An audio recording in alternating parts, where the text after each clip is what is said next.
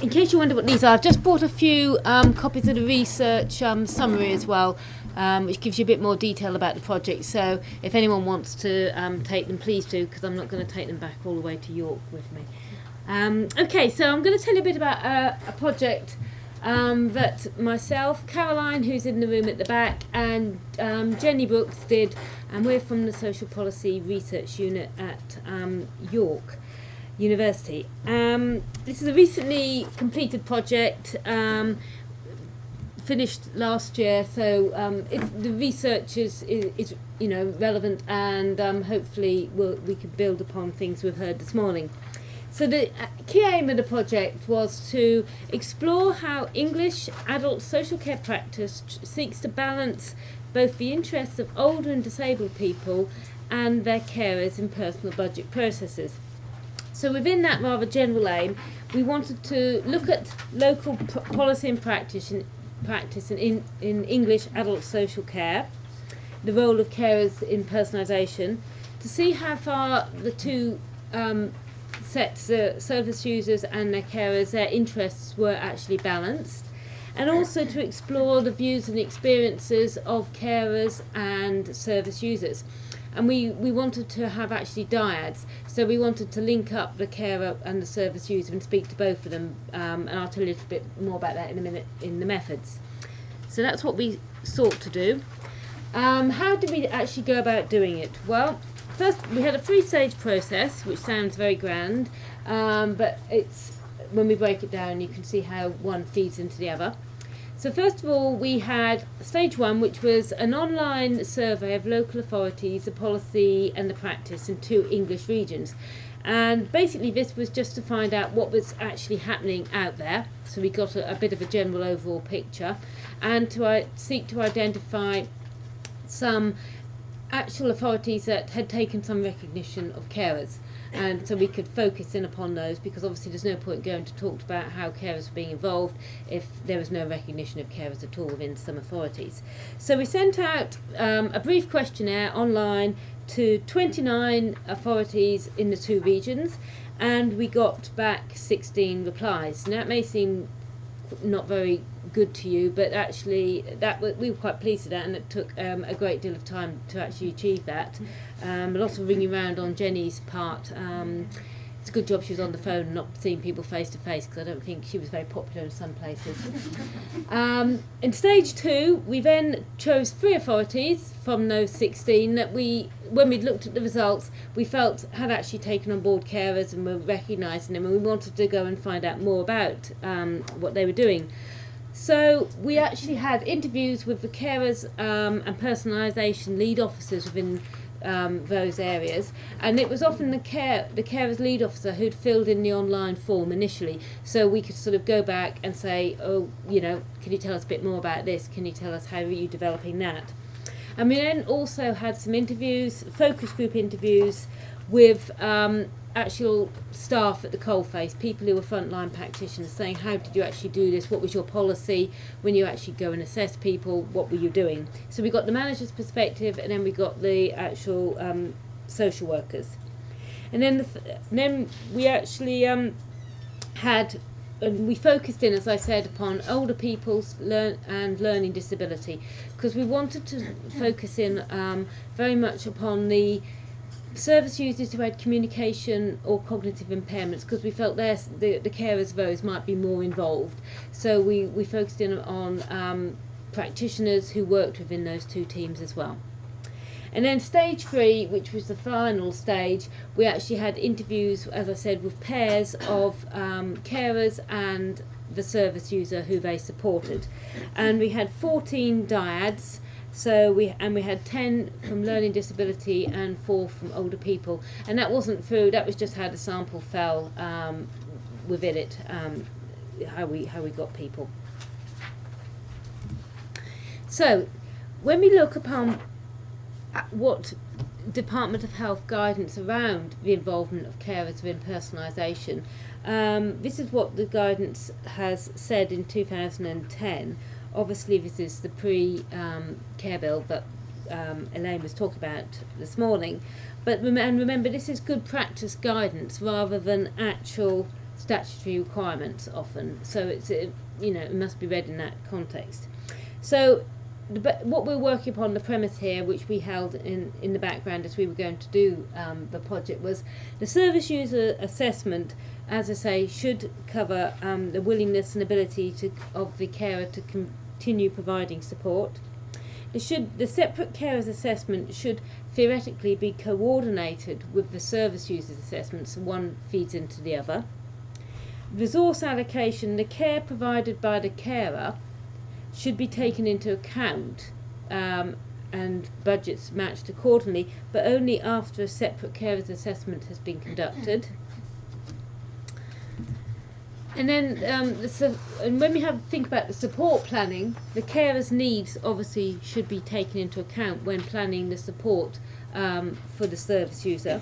And finally, with regard to reviews, they should consider, the service user's review should obviously consider the carer's needs, and they should be interwoven as well again. So everything on a piece of paper looks like it should all be integrated, and it should all be all singing, all dancing. So right, we wanted to go and see how this was sort of panning out in reality as well.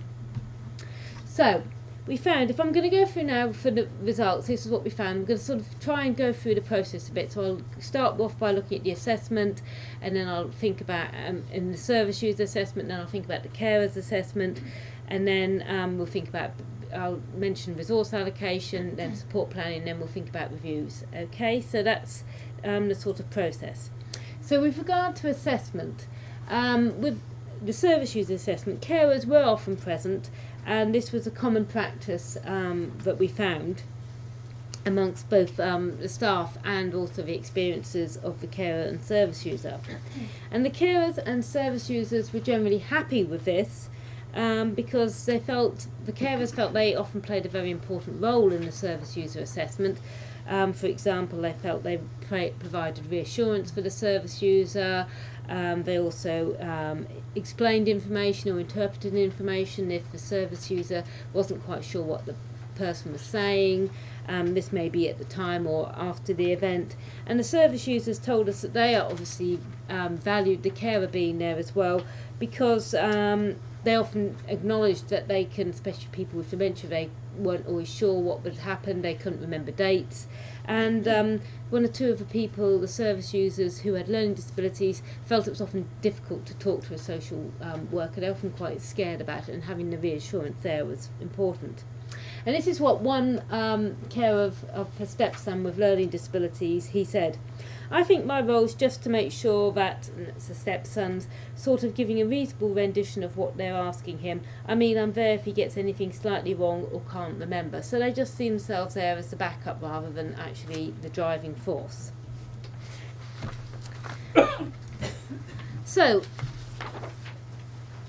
when we asked staff, they did say that they did ask about willingness and ability to provide support and continue providing it in the service users assessment. They confirmed that they recognised they had a duty to do this, and they actually felt that often the assessment form they used helped, in the sense that they often had separate and specific questions that they had to fill in saying that they had actually done this. So there was they felt obliged to do it because they actually had to write something down there, recorded. Some felt, because they asked these questions, it constituted a mini carers assessment nested almost within the service user assessment, and that practitioners expressed different needs about that and views about that. Some thought it was a really good thing and they'd almost done their duty because they'd always done a carers assessment, and others said it in no way constitutes a carers assessment because the questions we're asking are very limited. There's little space to actually record anything, so it's just a brief introduction rather than the fully fledged thing. And interestingly, not all carers could remember being asked about whether they were willing and able to support and wanted to do that, and so there was that sort of difference in perspective there. And many carers, when we asked them, couldn't actually recall within the service user assessment being asked about their own needs. They can remember perhaps about being asked whether they were willing to provide support, but there was very, very little discussion about their own specific needs or what they wanted or how they felt about it. It was very much seen as a service users assessment. That was what they were there to talk about, and that's what was on the cards basically. So if we now move on to the carers assessment and think about that, that's meant to be obviously, as you know, a specific and separate assessment just for the carer to give them time to think about their needs and to explore it and to think more broadly. Staff said that they did inform the carers of their right to have their own assessment, but some acknowledged that it was often refused. They felt that carers didn't want an assessment because if they'd sat through a service user assessment, they felt they'd said all they wanted to say or they'd been through it, and they just that wasn't necessary or appropriate. And it was very unclear from what practitioners actually told us and how they worked, which was often very unclear in itself and it lacked consistency, how actually they did dovetail a service user and a carer assessment, because often they were done at very different times, and the time that lapsed between them could vary from like perhaps 1 week to 3 months or even beyond that. So that was very unclear how they would dovetail into one another. When we asked the carers of their experiences of carers assessment, I think the key thing that came out was variation in practice, and there was no consistency at all. Some carers had a carers assessment and were pleased with it, and it had been a positive experience, but many hadn't had a carers assessment. And when you asked them why, some did acknowledge that they'd refused it because they didn't feel it was necessary. Some didn't actually see themselves, as we've heard this morning, as a carer, so they were wondering why they'd been asked to do that, especially if they were a spouse. Some just basically didn't feel up to doing another carers assessment if they'd been through a service user assessment, just couldn't hack it basically. And some, when we spoke to them, couldn't even remember ever being offered one, and thought it might have been nice, but they couldn't, dredging their memory, it couldn't ever be offered.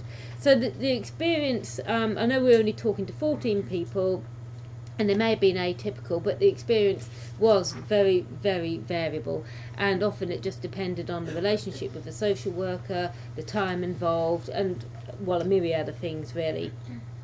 And as I say, when the carers had an assessment, and if they did, it varied enormously.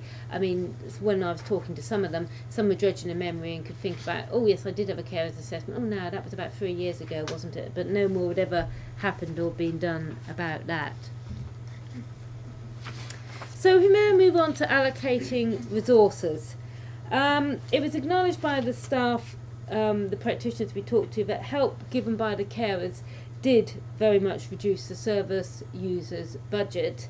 And interesting, some were very aware of that and said to us that they were perhaps quite circumspect and sometimes in what they wrote down on the form, because they were very aware, obviously, of what they said and how they fashioned what they said, how it would affect the budget of the service user. So that they were very aware of.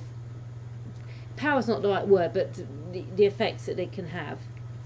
But it's actually, as I say, once again, very unclear how the help that the carers were actually providing then fed into the calculating the service user's budget, because the carers assessment obviously didn't dovetail into it, and so one was being written on, not on the back of the other.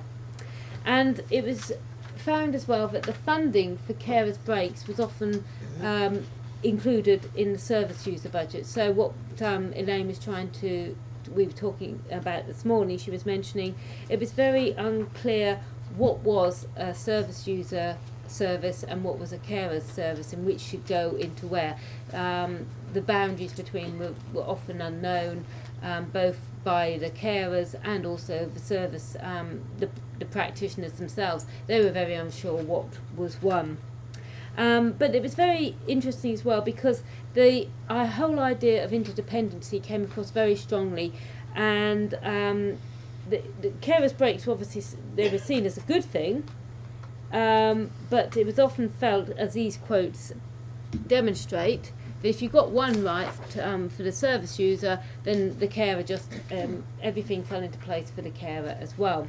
And as one social worker told me, almost always a good package of care and a good assessment of the service user does everything that the carer wants. So basically, if you get it right for the service user, you've done your job there.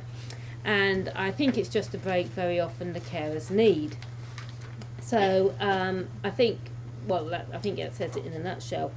But it was when you actually asked the carers, we found that they very, very infrequently received any other support. So there was very, very little discussion of any support for any education, any training, any leisure, or employment support as well, or meeting those needs. It was always based upon short breaks and having that sort of help for the service user. And when the carers did talk about having a break, it was often because the person they supported had gone out and they had a few moments for themselves, or had been taken out by a PA or whatever, and that was when they did something else. If we move on to support planning now, we found, so theoretically support planning should be a service user led activity which they are sort of in control with, and they involve anyone else they want. But we often found it was led by this social worker, and it was part often or discussed within the service user assessment, and it was not actually wasn't often seen as a separate process at all. It was sort of all Jenny and I struggled actually to find where one ended and the other began, obviously, and we thought often when we went into focus groups, we went in with quite a clear idea of what it should be, and we came out more muddled than we went in. And I think that often reflected that the poor social workers were often quite muddled about what they were doing as well. It was often very unclear to them. And it was often, as I say, led by the social worker, and it was often, as I say, if it was discussed in the service user before the actual indicative budget had been calculated or thought of. So it was often being discussed, perhaps not planned or written down, but often discussed what would happen and what should be available before anyone knew really what the money was going to involve. But interestingly, carers and service users were often happy with the situation, but and they felt they'd often been involved in discussions because they'd actually been there physically at the service user assessment and had been talking about it. But when you actually asked the carers, they were very unsure what their knowledge of what service support planning was very vague as well. They weren't sure often if the person they supported had a support plan, what it was, what it entailed, what it should do. So it was all a bit hazy for them as well. And so, as I said, they felt they had actually been involved because they'd physically been there present. So, as I said, the carers assessment was only often after the support plan would do, and just to make it clear again, it was actually very unclear how the carers' needs were going to actually be integrated within the support plan if the carers assessment was much later and the support plan had been discussed at the service users assessments. And when there was actually very limited support for carers themselves in the service user support plan, and staff were, and this was often related to the fact that staff were often very unsure what they could offer carers, what services were available to carers, what the money allowed them to give them, what was, just basically beyond provision of short breaks and that, what they actually could offer people. And it was interesting, within some of the focus group discussions, there was actually debate amongst the social workers we were talking to within the same authority what they felt they could give people and what actually people did give them. And I think they found that quite a revelation in themselves when they were sitting there, in the sense that not everyone was singing from the same hymn sheet by any means. And as one care assessor says, the carers get a support plan, but it's on the service users plan as well, so you know what they're getting. It's all incorporated. So it's incorporated in one sense, but perhaps not in the sense that the guidance actually wants it to be incorporated. So if you now go on to reviews, if we felt that was all a bit muddled, I think reviews takes the actual biscuit here, because Jenny and I definitely hadn't got a clue what was happening here. When you spoke to the managers, it was clearer in their minds, but that's interesting because they don't actually go and do the reviews, and they sort of write the policy and think that's what's happening, but actually on the ground it may be quite a different aspect. So the carers were usually present in the service users review because they obviously followed often the same format as the assessment, and so if they went to one they often just went back to the other as well. But the format was very clear of when reviews were undertaken and who actually undertook them. So when they were the time lapse between them, and whether it was a social worker, whether it was a reviews officer who just did reviews, or even whether one authority we spoke to had actually got a company in because they got so behind to actually do the reviews. So that was very variable as well. There was but the main area of confusion was around reviews of carers' own needs, because if you have a carers assessment, as you obviously know, that it should be reviewed, and it was often said by the managers that the service user review should include a review of the carers' needs, but actually few carers had reviews of their own needs, and that's not just because few carers had an assessment, but even if it had an assessment, some had never had it followed up. So it seems out there, just I know we're only talking to a very few people and it's a small sample, but it seems that even if you have an assessment, that doesn't follow on that you're going to have a review by any means of a stretch of the imagination. So if we now move on to some comments, I think drawing all what we found together, that there's greater clarity is required around, and these are just a few of the things we thought that we need more clarity around. Identifying and responding to carers' own support needs. So especially if carers don't have a carers assessment, and this perhaps may even be related to the fact that there may be more. I know there's been carers assessments been going for years and there's lots of information around it, but often carers are not aware of it, and there perhaps needs to be more information given to them or available of the benefits of actually having a carers assessment. That is not just some boring bureaucratic thing that you've got to sit through again. It's actually going to have some purpose and some relevance to them, and perhaps to encourage take-up. There needs to be greater clarity around creating closer links between carers' assessments and reviews and service users' assessments reviews, so they do feed into one another, so that the actual information from a carers' assessment about what their needs are, how they feel about it, actually does feed into the service users, so they can be worked together and be taken on board.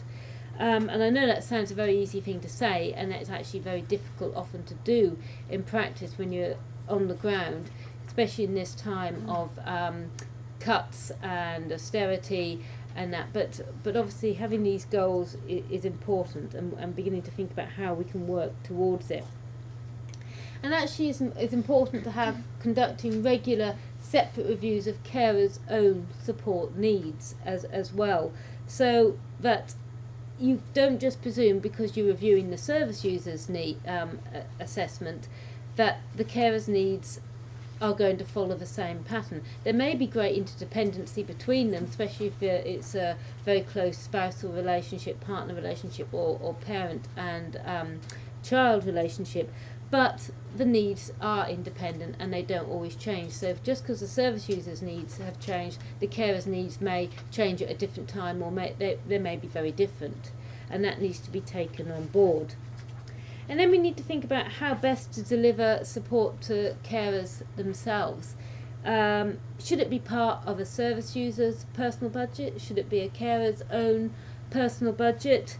What does the carer personal budget, is that wanted by carers? Do they want that themselves? Are they okay with having it in the service user personal budget? it's okay for me to stand here and pontificate, but we actually need to know about what people actually want themselves and to think about that as well. And would this be easy to administer? So just thinking about some future issues that this may raise within the care and support bill as we look down the road and think about it. Local authorities conducting and managing more assessments, if we're having more carers assessments and support plans reviews. Is this wanted by staff, carers and service users? Is it realistic to have within authorities, and as I say, in the context of staff cuts and limited resources? So, are we just creating something or saying something is going to happen which everyone's going to struggle to do? And what impact will this have upon the future of joint assessments and reviews? And if we do have the carers, if they do have their own carer personal budget, how will resources actually be allocated for this? There's been such a lot of debate and anxiety and confusion around resource allocation for service users. Just thinking about that for carers and having a personal budget puts some people's head in a complete spin before they even start. And how will it actually be delivered? Who will deliver it? How will it be delivered to carers themselves? In what form? And I mention these things because the school has very kindly given Caroline and I a little bit of money to actually extend this and to ask the authorities we surveyed initially with the online survey just to think about the carers' personal budgets themselves and just to see how they are actually going about this, thinking about the new potential legislation and developing or thinking about the future. Have they started to do anything with this yet? And we've just sent a survey out, a very short one again online. Jenny's not helping this project. I don't think she could face having to ring people up again. So that delight's going to fall to me soon. I shall be psyching myself up for it soon. So if anyone in your authority starts moaning about this awful woman on the phone, you'll know who it is. So to ask people how they're doing it and if carers' personal budgets are actually going to be taking place. So I just wanted to highlight that to you because I think it's very important to think about this, because when we talk about personal budgets and we all presume they're going to happen, it may be a very different story within authorities because there may still just be single grants or may be just within the service users' personal budget still. So that's just raising a few questions. I've perhaps raised more than I've answered this afternoon, but that's often the case for research. So if you want to find out any more about it, there's just a little bit about, obviously a bit on the Sprue website. It's one of those lovely very short things. And if you go to that, we should be able to get some, as I say, I brought along a few copies of the research findings, and in the future there should be some publications coming out. And that's just the disclaimer at the bottom there. So please, if you've got any questions, I'll try to answer them. And there's also Caroline at the back who'll probably give a better rendition than I can. Okay, thank you.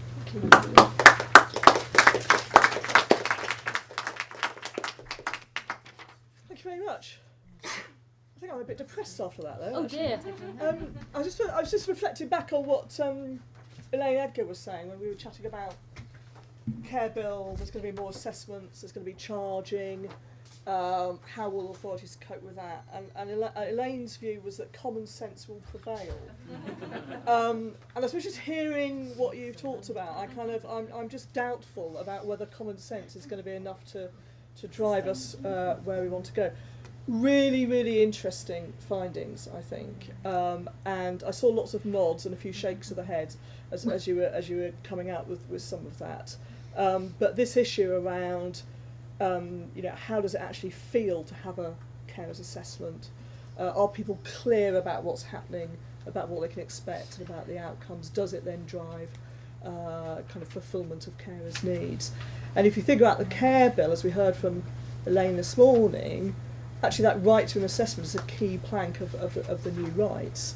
And we thought there might be an implementation challenge, and actually this says there's going to be a hell of an implementation challenge ahead. Not just around resourcing and cost of more assessments, but actually training, support, that issue around clarity. So I think there's a lot for us to think about there. Just a couple of questions. Has anyone here had a carers assessment? Yes, I had one. Right. Would any of you mind saying kind of what it was like, or would you mind? Yeah. Do you mind standing up? Would that be okay? And people might just be able to hear you a bit better. Thank you. I'm Rosie. I actually live down in Essex, but I care for my mum who lives in Wandsworth, who's got dementia, so I go up there 2-3 times a week. I think a lot depends on the social worker that you had. I had a really good social worker, and I did ask her, because I'd read a bit about it, could I have a carer's assessment? And she come round, asked me all my needs. She probably spent an hour asking me questions. How often do I go up to my mum's, and how I felt. Obviously, did I get stressed?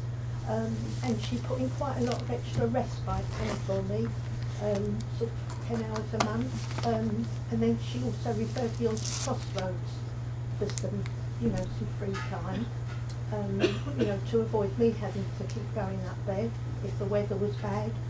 She gave me some carers vouchers, so if I was supposed to go up of a weekend and I couldn't, I could use the carers vouchers. So I felt I had a lot, but I think it's down to the social worker who picks up on the case. And also, I mum comes under Wandsworth Council, and I found them sort of 100% sort of with everything I asked for. My mum was just having half-hour visits, and I complained about that, and they put in 45 minutes visits every morning with half-hour visits of the night. They put in extra tea time visits, so it's enabled my mum to stay at home rather than have to go in a home, which is what I want. Yeah. So that's my experience, but it was very good, and that was only last November. That's great. Thank you so much for. I mean, isn't it good to hear a really positive experience? And that's fantastic. That's how it should work, isn't it? So we've got the model for how it should work, which is great. It's exactly the sort of thing that you felt able to talk that through. That actually is a real practical response. I did. I just really found good. it very good. Really good. Anyone else want to kind of Well, perhaps I'm the other end. I'm a self-funder, so it's rather different. I had a very good assessment because my husband goes to daycare. They know him very well. They know me very well. So I had mine done there and went in. I mean, it was very thorough, but quite honestly, if you're a self-funder, you don't get anything out of it really, as yet. Although our borough, which is Richmond, next to Wandsworth, rather different, they are very good with carers strategically, and I'm on the carers reference group for the carers strategy. So they mean well, but quite, but really, what can they give to self-funders? They can just tell you what you need, but it's not going to do anything for us. And that's what I raised this morning, because we don't have bills really going to affect us. I know money's scarce, but I run a carers group. Sorry to go on, but it's so important, really. I run a carers group for carers of people with dementia. Through the Alzheimer's Society and Crossroads, so the Carers Trust now. And so many, but you're just as vulnerable if you're a self-funder as if you're not a self-funder. Yeah. So I'm very conscious of the need to support people who are self-funded, because they find it very difficult to work it out for themselves and put the investment into themselves, because they've got other things, other priorities to support. So if you link it in with this morning through the day, I think it's quite an important issue that we're all vulnerable, really. Thank you. That's a really helpful point to emphasise, actually, that too often self-funders are sort of left to your own devices, actually. Well, exactly. And it's what you need, but... Yeah, and it's such a complex system, isn't it, to try and navigate, particularly when you're busy caring for someone. Yeah. Anyone else who's had a carers assessment who wants to... Anyone who's done a carers assessment? Anyone here carried out carers? Would you mind saying a bit about what you do? Would that be okay?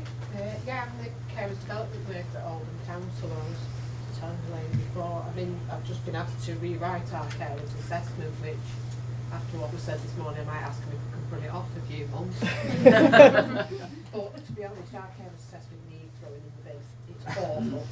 It jumps from subject to subject because we're ticking boxes, and a carer will get into telling you about what they're doing. Yeah. It's like, oh, you've answered 5 questions down. You're backwards and forwards. It's all about the form.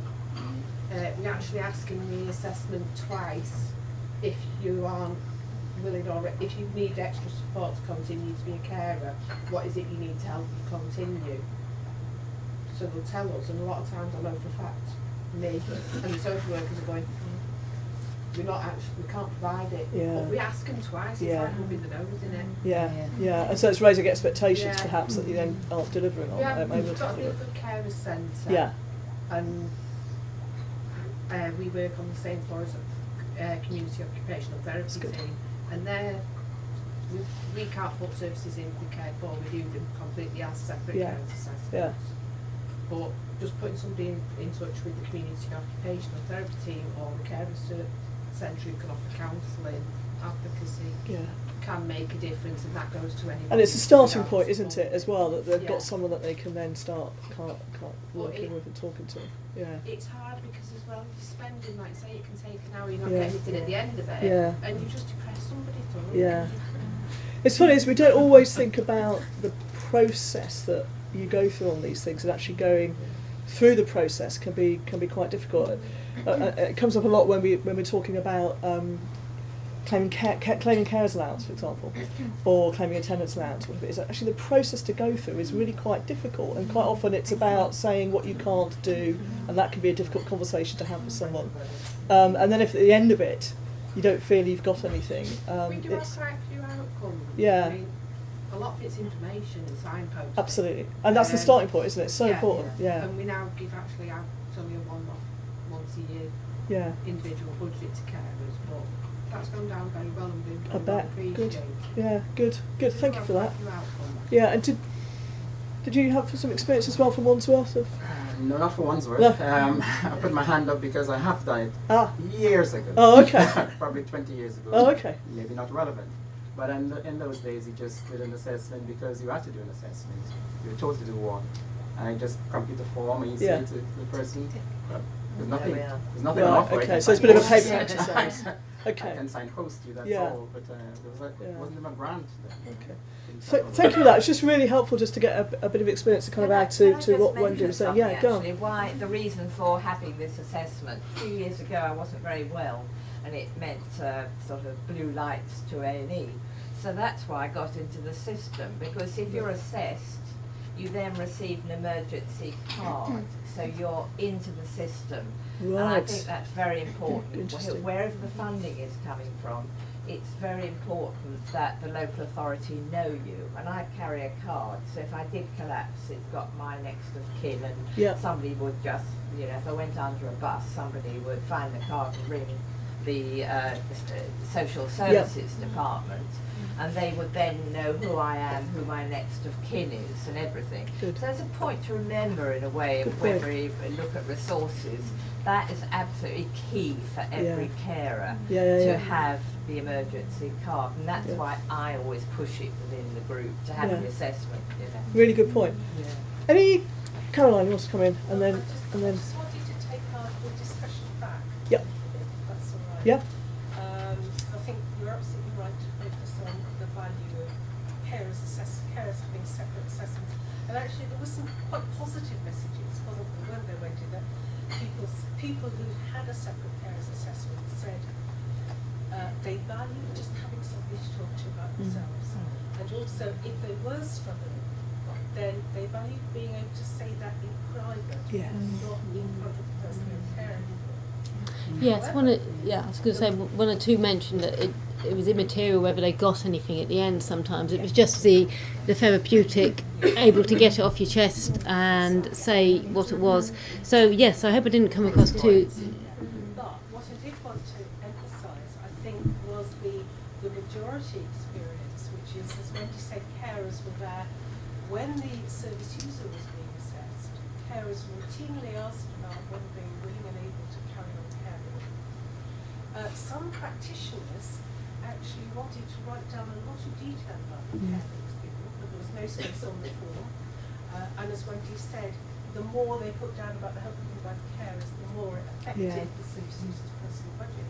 But the really worrying thing was the number of practitioners who said, I've done a carer's assessment, or I've done a joint assessment, I've done a family assessment, because they'd asked the carer, are you willing and able, as part of the service user assessment, and they saw that as some kind of joint assessment. Right. And I think coming back to your point about training and so on, I think that was really quite worrying. They thought they'd done it. Yeah, so they thought they'd But done the as right part thing, of the service just as user part, yeah. assessment, and that is not what either the current legislation Or the or future. legislation on carers assessments is taking to achieve. So there's definitely some warning bells here, aren't there, really, around the future? Yes. Well, thank you, Wendy.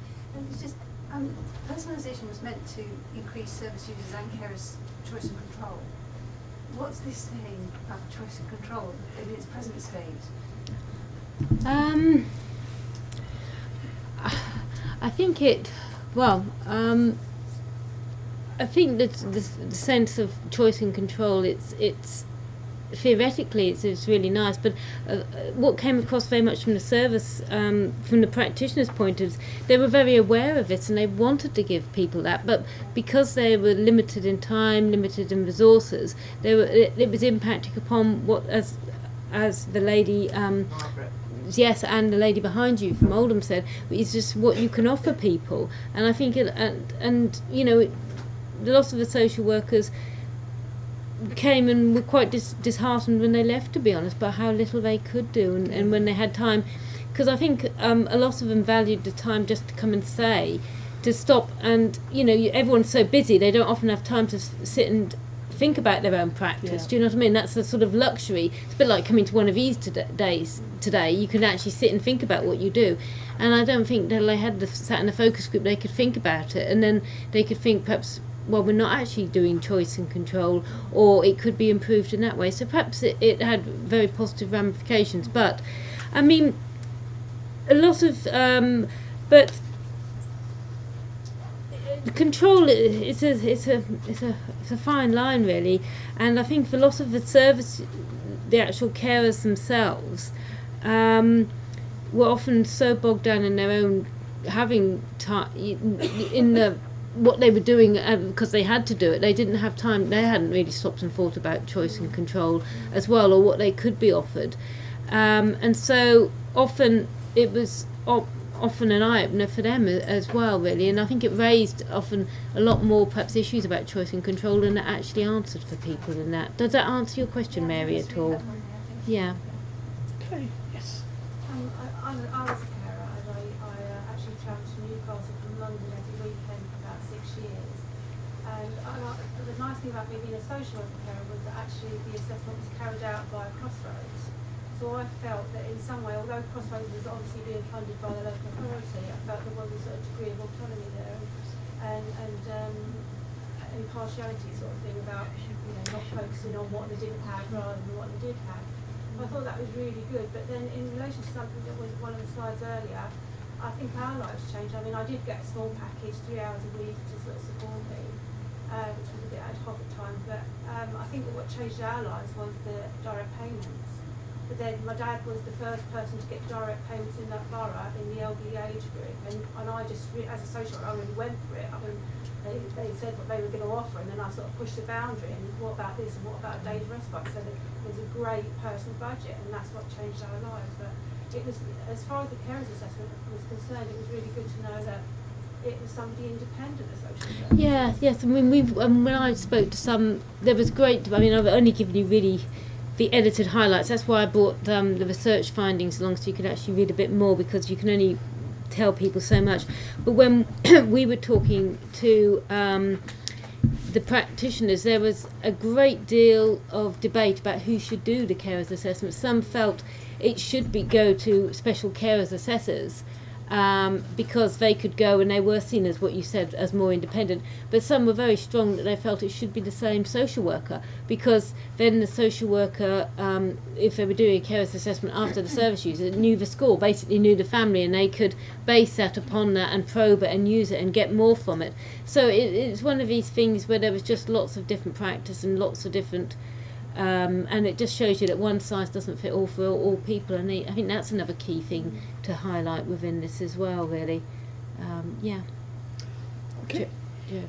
Just to add to that point about having organisations doing separate carers assessments like carer centres, Joe Moriarty, and we found that some people in the sector, there's increasing concern about the voluntary sector being the arm of the state, isn't there, and losing its power to be independent. You had a really positive experience, but if, you know, how would it be for the Crossroads person if they have to turn around and say, do you know what, we haven't got anything for you? Yeah. There was definitely a tension between some people who thought that having a carers organisation gave it, they knew what the score was, they understood the issues, and those who felt that actually it was a bit of a slippery road to go down, because what would happen to the rest of the organisation's credibility as well if people say, why go to them? All they do is say no. Okay, that wasn't quite the positive note I wanted to end the session on. But I think that has kind of concluded the session really well. Really interesting piece of research. I mean, it sparked lots of discussion, and so thank you so much, Wendy and colleagues, for that.